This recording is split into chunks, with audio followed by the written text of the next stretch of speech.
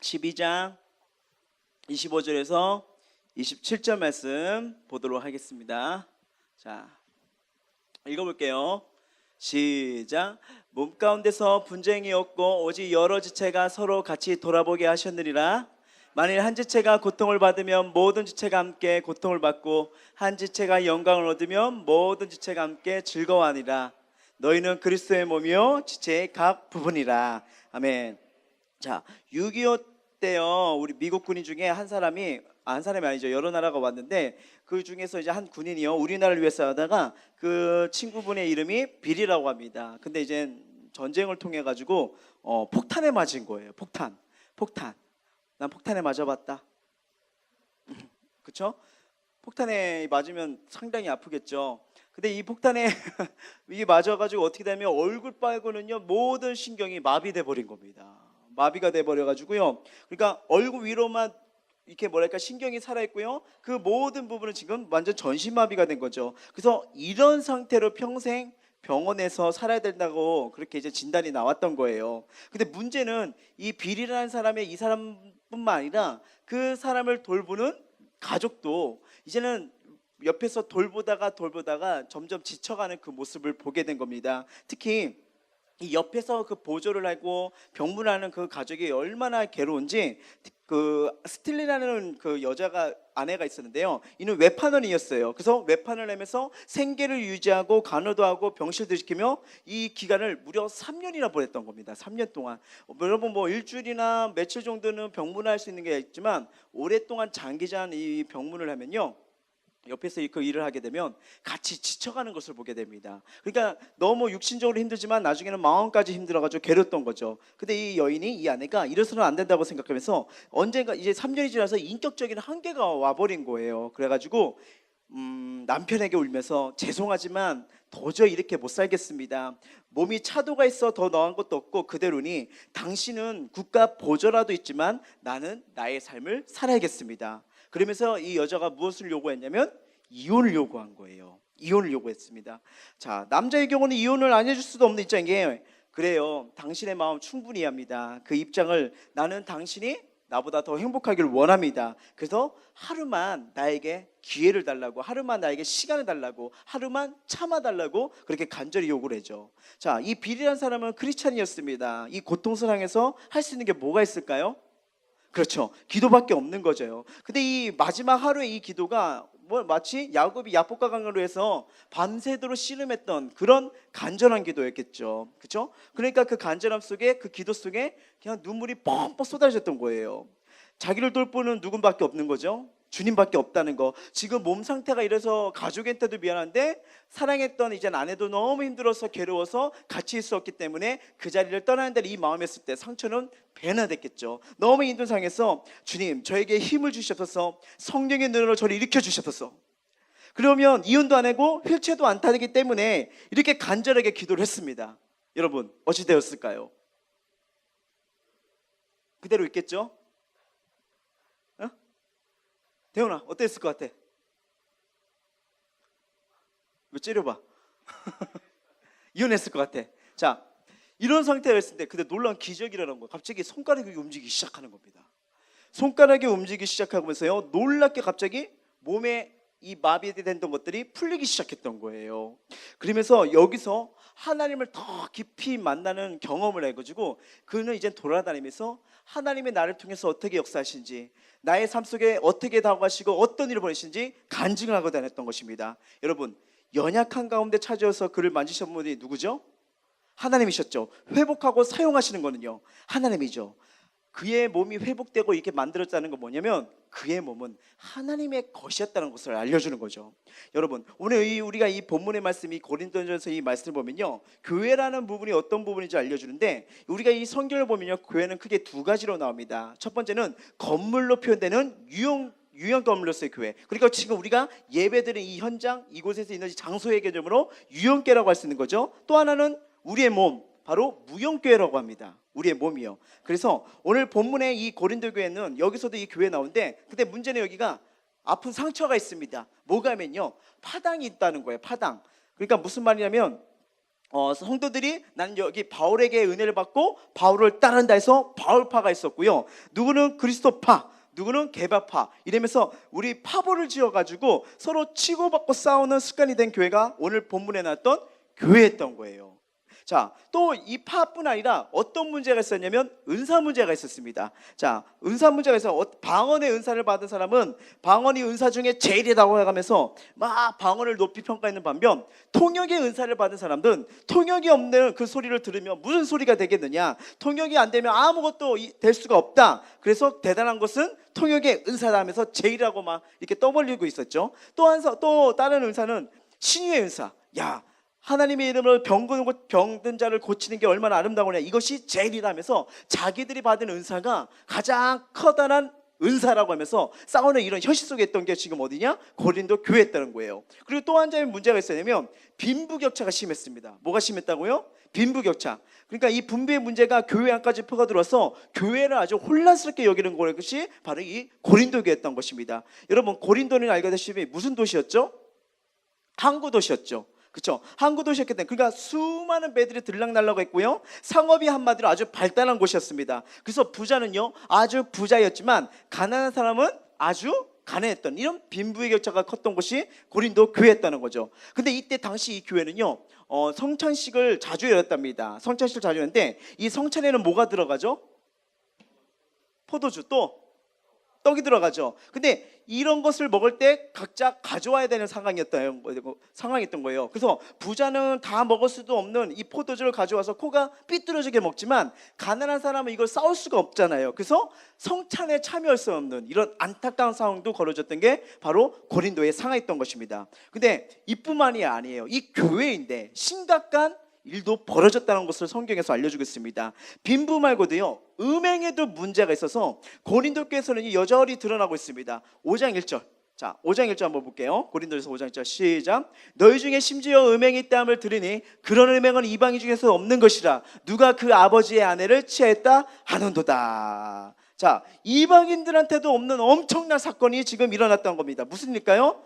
누가 그 아버지의 아내를 취하였다다. 자, 무슨 말입니까? 아버지의 아내가 누구예요? 엄마죠. 엄마와 근친상간이 일어났다는 겁니다. 그것도 어디에서? 교회에서요. 야, 교회에서 어떻게 이방인들도 일어나지 않는 것이 지금 믿는다는 이 사람들의 교회에서. 자, 교회의 이미지가 지금 좋은 상황이 아니에요. 아닌 거죠. 교회에서 어떻게 이런 일이 일어날 수 있느냐. 참, 이 말씀을 보면요, 이 교회가, 우리가 이 살아가는 이 교회도 있지만 우리 몸도 교회라고 하잖아요. 그래서 여러분, 이 크리스찬들은요 왜 사람들 앞에 말과 행동과 본이 되어야 되는지 덕이 되는지를 알려주는 게 바로 또 우리의 이 시간에 우리에게 주시는 말씀이라는 거예요. 왜냐하면 이방인들도 행치 않는 것을 우리 또한 할 수 있고, 그래서 지금 안타까운 현실이 뭐예요? 기독교인을 뭐라고 부릅니까? 이 개독교라고 부르면서 참 우리의 삶 속에서 우리의 모습이, 행동이, 삶이 예배자가 돼야지, 하나님을 드러나는 자가 돼야지, 교회뿐 아니라 밖에서도 우리는 그리스도의 향기요 편지라는 것을 다시 한번 되새겨 볼 필요가 있는 거예요. 어떻게 보면 손가락질을 받는 상황입니다. 어떻게 보면 죄인처럼 받는 이런 상황입니다. 그런데 성경에서 이해되지 않는 하나가 뭐가 있냐면요, 지금 이 교회 이미지가 좋지 않아요. 어떻게 교회에서 이런 근친상간이 일어날 수 있을까? 이것뿐이겠습니까? 빈부의 격차, 여러 가지 악랄한 죄, 그리고 파당을 짓는, 세상에서 당을 짓는 건데 세상에서도 당을 지면서 안 좋은 모습인데 교회 안에서도 이쪽 파 저쪽 파 이런 상황이 벌어지는 게 바로 지금 이 교회의 모습인 거예요. 그런데 이런 교회를 주님은 뭐라고 하느냐? 나의 핏값으로 세운 교회다, 이렇게 말씀을 하신 겁니다. 그리고 그 교회를 오늘 본문 27절에 뭐래요? 27절 말씀에 그리스도의 몸이라고 또 말을 하고 있습니다. 야, 이렇게 문제가 많은 교회인다 할지라도 하나님은 그 교회를 그리스도의 몸이라고 말씀한다는 거. 자, 그러면 이 그리스도의 몸이란 표시 무엇이냐? 자, 25절 볼까요? 25절 보겠습니다. 시작. 몸 가운데서 분쟁이 왔고 오직 여러 지체가 서로 같이 돌보게 하셨느니라. 자, 이 말씀을 보면 교회가 어떤 것을 알려주는가요? 교회를 그리스도의 몸이라고 한다면 교회가 그리스도 안에 한 공동체라는 겁니다. 하나라는 거예요. 무슨 말인지 알죠? 하나라는 지금 공동체를 알려주고 있습니다. 교회에 어떤 사람들이 모였든 간에 진짜 교회가 되기 위해서는 예수 안에 한 공동체가 된다는 것을 알려주고 있는 거예요. 옛날에 어떤 교회에서 이런 일이 일어났습니다. 교회에 방석을 까느냐 깔지 않느냐. 방석파, 바닥파. 바닥에서 예배 드리는 게 은혜다. 방석을 하고 하는 게 은혜다. 이런 방석파와 바닥파. 그리고 나중에는 또 뭐가 있냐? 야, 방석이 세워졌습니다. 그러면 이제 의자를 세우는 거죠. 아, 방석이 좋다. 방석파. 의자가 좋다. 의자파. 이게 아무것도 아닌데 이런 부분에서 하나가 되지 말고 무엇이 하나님을 위해서인지 이것이 아니라 내 생각, 내 기준, 내 감정에서 앞서지는 것이 바로 자기만의 당. 그러면서 뭐예요? 이게 형제를 보고 자매를 보고 주 안에서 우리가 보면요, 주 안에서 하나가 되고 주 안에서 사랑이 되지만 그 안에서 싸움이 되고 잣대가 되고 미움이 들어가고 싸움이 들어간다면 이것이 어떻게 하나님의 예수님의 그리스도의 몸으로서의 그런 바른 정신이 이어질 수 있는 교회가 될 수 있느냐, 이 말하는 거죠. 그래서 상대방을 그냥 전쟁의 대상으로만 보고 성도의 공동체를 없이 여기면 하나님을 아버지라 부를 수 있는 자격이 있는가? 몸된 교회를 무시하는 것은 결국 누구를 무시하는 거죠?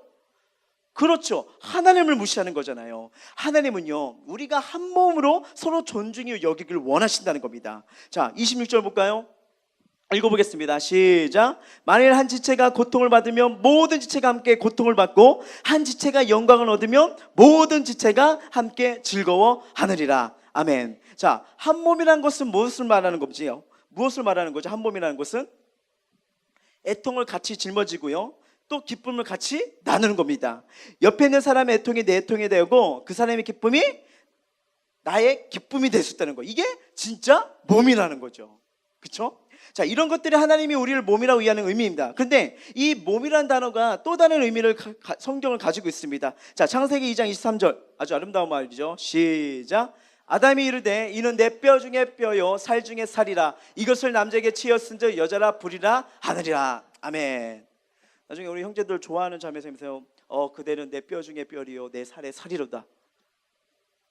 자, 지인아, 어떤 멋있는 남자가 너한테 이런 고백을 했어. 지인아, 너는 내 뼈 중에 내 뼈요 내 살 중에 살이야. 어떨 것 같아? 좋아? 좋아? 왜 반말이야? 어떨 것 같아? 몰라? 모르겠어. 성원아, 어떤 남자가 너한테 이 말을 해줬어. 그대는 내 뼈 중에 뼈요 내 살 중에 살이로다. 나의 마음을 받아주소서. 어떻게 할래? 어머, 좋아요. 그대의 뼈가 되리라. 자, 참 아름다운 표현이잖아요. 그렇죠? 자, 한번 봅시다. 하나님이요, 세상을 만드시고 세상에 죄가 들어오기 전에 아담이 하나님께서 최고의 선물을 받게 됩니다. 그게 뭐죠? 배우자였던 거예요. 자, 하와라는 배우자입니다. 그 배우자를 봤을 때 아담의 최고의 천사는 한마디 이게 뭐예요? 내 뼈 중에 뼈요 살 중에 살이다. 무슨 뜻이에요? 내 몸이다. 그렇죠, 넌 내 몸이야. 무슨 말인지 알죠? 처음 보는 사람 그 사람 막 보자마자 넌 내 몸이야 이러면 안 돼요. 자, 이게 하나님의 마음이라는 걸 알려주고 있는 거예요. 다시 말하자면 우리에게 너는 내 몸이야. 지금 이 본문에 말씀 주신 것도 뭐예요? 너는 내 몸이야. 다시 한번 축복합니다. 당신은 하나님의 몸입니다. 옆 사람 축복해 주세요. 자, 하나님의 지금 이 마음, 너는 내 몸이다 라는 이 메시지를 주는 것은 어떤 마음이 담겨져 있다는 뜻이에요? 그렇죠, 너무나 사랑한다는 뜻이에요. 우리에게 보내신 사랑의 메시지라는 겁니다. 마치 아담이 하와에게 너는 내 뼈 중에 뼈 살 중에 살이라고 했던 것처럼 동일한 방식으로 하나님의 사랑을 우리에게 표현해주고 있는 거죠. 자, 여러분 알다시피 우리 그 행복 아카데미 그 훈련을 받으면요, 이 담임 목사님이 왜 몸이 불편하시게 되는지 아프게 되는지 그 사연을 알게 됩니다. 어떤 내용이냐면요, 오래전에 교통사고를 당하셨어요. 아주 큰 사고였죠. 그 4.5톤 트럭이요, 목사님 승용차 옆을 들어 박은 겁니다. 운전석을요. 덤프 트럭이 직진했고 목사님 차는 좌회전이었는데 운전하고는 바로 그 좌측 옆을 그대로 들이받은 거예요. 근데 이 브레이크 페달을 밟는다는 게 급하게 밟으셔가지고 그것이 브레이크가 아니라 어떤 거? 엑셀레이터 밟아가지고 페달인 거예요. 엑셀을 밟으신 바람에 차가 더 강한 속도로 돌진해서 부딪혀버린 거죠. 여러분, 사고는요 한순간입니다. 한순간이에요. 자, 충돌 후 서서히 의식이 잃어가셨습니다. 한참 시간 후에 서서히 의식이 돌아오기 시작하셨는데 정신을 차리고 얼마나 다투는지 이제 체크를 한 거예요. 오른손을 움직여 봤습니다. 꿈쩍도 움직이지 않는 거예요. 움직이지 않는 거예요. 부러지신 겁니다. 오른손이요. 자, 왼손을 움직여 봤습니다. 여기도 움직이지 않는 거예요. 아, 왼손도 부러졌구나. 자, 오른발을 움직여 보았습니다. 조금도 움직일 수가 없는 거예요. 자, 무슨 생각이 들었을까요? 오른발도 부러졌구나. 다시 왼발을 움직여 봅니다. 조금도 움직일 수가 없는 거예요. 어떤 생각이 들죠? 왼발도 부러졌구나. 그러니까 이게 보통 사고가 아니라는 것을 알고 있어요. 갑자기 이제는 속이 미식거리기 시작했습니다. 그리고 토하기 시작하신 거예요. 막 뱃속에 있는 모든 걸 다 쏟아낸 순간 머리에 스치는 생각이 무슨 생각이냐면, 아, 머리가 지금 심하게 다쳤구나.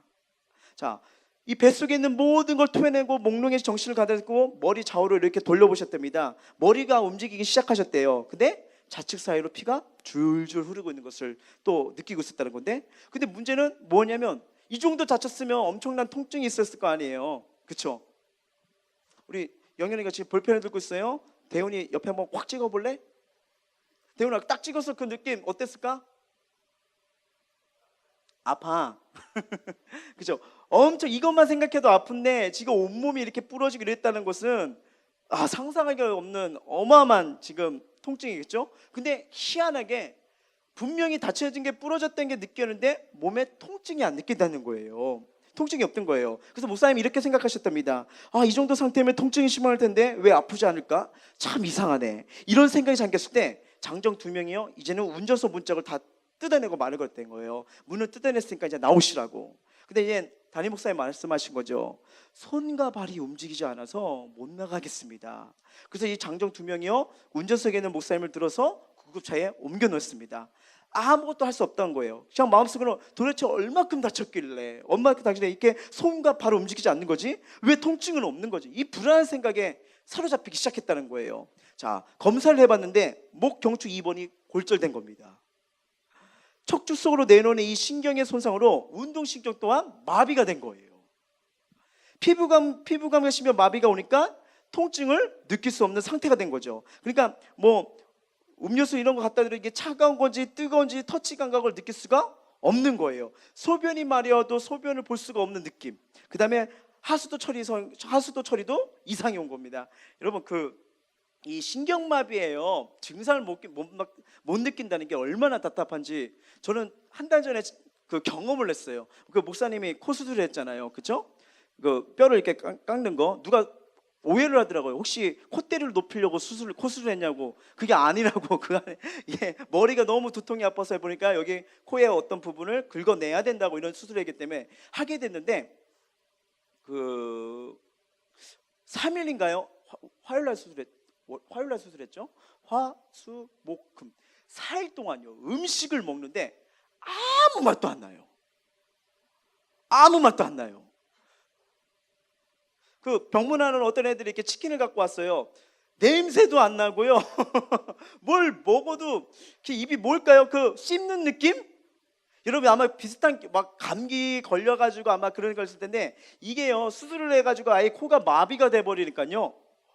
이제 하도 내가 불쌍해 보여서인지 몰라도 뭘 먹고 싶냐고 해서 아이스크림 먹고 싶다고. 그래서 아이스크림 그 2개도 있잖아요. 한 통을요. 이걸 다 먹었어요. 혼자. 다 먹는데 입속에 차가운 건 느껴지지만 아무 맛도 안 나요. 정말 괴롭습니다. 그래서 입원하는 동안 저 돈가스 사왔죠. 뭐 다른 거 사왔죠. 그 다음부터 다 내려놨어요. 풀이든 뭐든 고기든 먹으면 다 똑같아. 아무 맛이 안 나니까. 그런데 놀란 일이 벌어졌어요. 한 금요일쯤 됐는데요. 밥에다 고추장을 찍어 먹었는데 왜 뭘 먹어도 맛도 안 나니까. 그래서 나는 자연인처럼 살리라. 이번 기회에 살도 빼리라. 어차피 이걸 먹거나 고기를 먹거나 먹고 싶은 걸 먹어도 소용이 없을까 하는데 갑자기 입맛에서 고추장 맛이 살짝 나기 시작하는 거예요. 뭐지? 그러더니 조금 있다가 매실이란 장아찌 그걸 먹었는데 매실 맛이 느껴지는 거예요. 할렐루야예요. 와, 한 4일 동안 맛이 없는데 내가 이렇게 맛을 느낄 수 있다는 게 얼마나 감사한지. 어떻게 됐을까요? 계속 먹었어요. 너무 감사한 거야. 이 맛이 느껴진다는 게 얼마나 감사한지. 근데 이 담임 목사님의 이 간증을 보면서 이 한 부분, 이 맛을 잃어버린 이 부분에서도, 냄새를 맡지 못한 이 부분에서도 얼마나 답답한데 여러분. 여러분 손가락 중에 만약에 여러분 여기 마비됐다고 해서 생각해 보세요. 문자할 때 문자 쏘기 되게 힘들걸요? 맞지? 이거잖아. 이거. 그렇죠? 뭐 이렇게 할 수도 있겠지만 다르잖아요. 그렇죠? 뭐 인체의 이 한 부분이 마비가 된다는 거 정말 괴로운 겁니다. 그런데 온몸 전체가 마비가 되고 그다음에 이제는 뭐랄까요? 소변 대변을 보기가 힘든 이런 상태. 자, 앉을 수도 없고 설 수도 없고 걸을 수도 없고 직접 손으로 밥을 먹을 수도 없다는 거. 그냥 침상에 누워 있는 모습과 저기 사모님께서 밥을 떠먹여 줘야 되만 식사할 수 이상해서 더 불안하고 괴로운데, 근데 더 가슴 아픈 거는 뭐였냐면 교회였다는 거예요. 자, 교회가 이제는 설립된 지 한 3년밖에 되지 않았습니다. 그때 이제는 모이는 수가 60명에서 70명이었죠. 자, 교통사고로 병성에 누워있는 자신을 보고 성도들은 어떻게 생각을 할까? 그들에게 말씀을 잘 준비해서 먹여주고 전해야 되는데 이렇게 내가 누워있는 이 모습에 너무 가슴이 아파진 거예요. 그러니까 걱정스러운 것이 한두 가지가 아니었던 겁니다. 그래서 목사님 생각에 마음속에 제일 많이 왔던 거는 내가 다시 이 강단에 설 수 있을까? 강단에 섰을까? 이 전신마비가 오는 사람들 중에 다시 회복되어 일상적인 생활을 하는 사람들이 있었을까? 내가 다시 나을 수 있을까? 난든다면 도대체 언제쯤 나을 수 있을까? 이 염려와 고민 속에 너무 마음이 괴로우셨던 거예요. 자, 하나님께 이렇게 말합니다. 그 마음이 너무 괴롭고 힘들잖아요. 하나님, 복음 전하고 싶어 목사가 되었습니다. 그런데 왜 나를 이렇게 만들어 놓으셨나요? 너무하신 거 아닙니까? 원망이 쏟아져 나오기 시작한 겁니다. 내 안에 계신 그 예수님께 계속 그렇게 말씀하시니까 그 안에 계신 예수님이 한참 동안 듣고 계시다가 말씀하신 거예요. 죽을 자리에서 살려줬더니 원망밖에 할 줄 모르냐. 아이고 예수님, 제가 잘못했습니다. 그래도 죽을 자리에서 살려주시니 감사합니다. 감사해놓고 또 15분이 지나면 왜 나를 하나님 이렇게 만들어 놓으셨습니까? 또 원망이 나오기 시작하는 거예요. 그러면 또 하나님 이런 마음을 주시죠. 그 강력과 춘돌력에 내가 널 살려놨거니만 아이고 하나님 죄송합니다. 살려주셔서 감사합니다. 또 15분이 지나서 하나님 왜 나를 이렇게 비참하게 만들어 놓으셨습니까? 또 갑자기 하나님 마음이니까 그래도 살려주셔서 고맙습니다. 이 상태, 이 마음이 계속 왔다 갔다 하는 거예요. 감사했다가 원망했다가 감사했다가 반복하고 있었습니다. 그 순간 이 목사님 안에서 계시고 지켜보고 계셨던 예수님이 성령님의 조명을 통해서 보여주는 질문이 있었답니다. 그 질문이 뭐였냐면요, 이 질문이었어요. 내 몸은 내 몸이니 아니면 내 몸이니? 무슨 말인지 알죠? 내 몸은 내 몸이니 아니면 내 몸이니? 그 목사님이 너는 내 몸이니 아니면 내 몸이니? 그 순간 이 담임 목사님 생각에 어떤 말씀이 확 지나가냐면요, 고린도서서 12장 20절 말씀이 성강석처럼 갑자기 스쳐 지나갔대요. 자, 그 부분 다시 한번 읽어볼게요. 시작. 너희는 그리스도의 몸이요 지체요 각 부물이라. 아멘. 그렇군요. 내가 그리스도의 몸이고 하나님의 몸이었거든요. 이걸 깨닫게 된 거예요. 수족을 쓰지 못하고 누워있는 이 병든 이 몸이 예수님의 몸이라면 내가 걱정할 필요가 없겠군요. 자, 병상에서 담임 목사님은 하나님을 더 깊이 만나게 된 것입니다. 그래서 교통사고를 당하는 그 순간에도 예수님은 그 현장에 있었을까요? 없었을까요? 그렇죠, 있었던 거예요. 그리고 그 사고를 피해 가실 수도 있는 분이 전능하신 예수님이셨습니다. 그러나 예수님은 지금 그렇게 하지 않으셨던 거예요. 교통사고를 통해서 예수님은 담임 목사님을 진짜 목사님으로 빚어갔다는 그분의 고백을 우리가 알고 있었던 것입니다. 여러분, 내 몸이 하나님의 몸이라는 거면요, 이걸 제대로 알고 있는 분이라면요, 지금 내 몸이 어떻게 드려야 되고 무엇을 위해 살아가야 될지 자기 몸을 제대로 준비하게 됩니다. 여러분, 이 몸이 하나님 몸이라면요, 정말 이 사실이 우리 심령 속에, 삶 속에 이것이 가득 있다면요, 내 몸을 거룩한 산제물로 바치라는 그 말씀을 믿고 따르는 자들이라면 내가 이 몸을 더러운 것, 추악한 것, 음란한 것, 온전치 못한 것에 몸을 드릴 수가 있을까요? 하나님이 기뻐하시는 그 몸이라면, 이게 정말 하나님 앞에 드려질 내 몸이라면 여러분 생각과 몸의 행동이 달라질 것입니다. 그래요. 우리는 완벽하지 못합니다. 어쩌면 여기서 하나님이 나에게 주신 이 말씀을 기억하고, 그래, 내 몸은 하나님의 몸이니까, 주의 은혜가 성령님이 역사하시는 몸이니까 더 주를 위해서 아낌없이 준비하는 그런 아름다운 몸을 만들어야겠구나 라고 생각할지 모르겠지만, 저 문을 나가면 또 얼마나 유혹들이, 얼마나 많은 시험들이 우리 마음을, 우리 몸을 더럽게 인도하는 줄 모릅니다. 그런데 그럼에도 불구하고요, 우리 몸은 하나님의 몸이란 걸 잊지 말아야 돼요. 맞잖아요. 우리 몸이 지금 여러분이 스스로 키를 키울 수 있습니까? 만약에 우리 스스로 키를 키울 수 있다면 강훈이랑 나랑 치원이랑 대영이랑 이런 애들은 우리는, 그쵸? 네, 우리는 이 애들이랑 저랑요 키만 80만 넘어가면요 우리는 TV 나와요.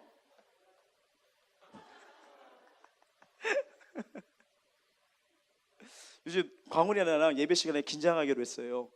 주일날 예배 때 둘이 웃고 있는데 화면에 우리 둘을 비춰주는 거예요. 술이 놀래가지고 화면 돌아가자마자 강훈아 긴장하자 긴장하자. 근데 쟤랑 앉으면 안 될 것 같아요. 제가 웃는 게 너무 좋으니까 화면을 비춰주는데 그 옆에 덩달아 저도 비춰지는데 엄청 부담스럽거든요. 강훈아 이제 우리는 여기서 끝내야 될 것 같아. 자, 우리 몸이 이렇게 하나님 앞에 드려질 수 있는 부분, 하나님이 내 안에 거하시고 이 몸 또한 하나님이 나를 살리기 위해서 예수 그리스도를 십자가에 못 박으시고 나를 살리신 값비싼 몸이라는 걸 믿는다면요, 거룩한 산재물이 되어야 된다는 것을 다시 한번 느끼게 된답니다. 그런데 한번 조금 더 생각해 볼 거는요, 자, 너는 내 몸이야, 이것을 말하고 있는 마음. 지금 이 말씀이 고린도교뿐 아니라 담임 목사님께만 아니라 지금 여러분에게 말씀하고 있다면요, 너는 내 몸이야. 자, 이게 어떤 메시지가 담겨져 있다고요? 어떤 메시지? 너는 내 몸이야. 너는 내 뼈 중에 뼈요 살 중에 살이로다. 뭐죠 이게? 사랑이에요. 엄청난 하나님의 뜨거운 사랑이 담겨진 고백이라는 것입니다. 너는 내 몸이라는 거, 얼마나 황홀하고 짜릿한 관계예요. 이것이 뭐냐면 여러분, 구원입니다. 이것이 하나님의 가족이 누릴 영광인 줄 믿으시기 바랍니다. 여러분, 그 나는 주님의 거 미스터 에드워즈의 고백, 그 책에 보면요, 그 사람의 이런 고백이 있어요. 한번 보여주세요. 이게 조금 잘 보셔야 됩니다. 의미가 조금 어렵지만 근데 가만히 이걸 보면 얼마나 은혜스러운지 깨달을 수 있어요. 자, 읽어볼게요. 시작. 인생의 의미를 발견하려면 죽음의 목적을 깨달아야 하며 영혼을 마주하려면 하나님에 관한 결론에 도달해야 된다. 보편적인 의미로 말하자면 인생의 목적은 모든 사람들이 쉽게 받아들일 수 있는 것이 하며 영혼과의 연속성을 지나야 되는 것이다. 그러니까 인생 형식이면에 왜를 깨달으려면 창조주 하나님을 대하고 그분의 본래 의도를 다뤄야 한다는 것이다. 하나님은 우리가 살고 있는 이 세상을 이해하시는 유일한 분이라는 거예요. 왜 나에게 이런 상황, 이런 고통, 이런 아픔, 이런 현실 속에 있을지라도 날 향한 하나님의 의도는 뭐냐면 사랑입니다. 그리고 나를 통해서 하나님이 일하고 싶어 하시고 드러내고 싶은 과정이 있다는 거예요. 여러분 생각해 보세요. 하나님의 섭리, 이걸 다 알면 좋겠지만 모르는 부분도 많다는 거예요. 잘 보세요. 우리 셋째는요, 먹을 것만 보면 집중력이 급상승해 버립니다. 아마 여러분도 어렸을 때 그랬을 거예요. 이 얘기들에 있어서 먹을 거를 안 준다?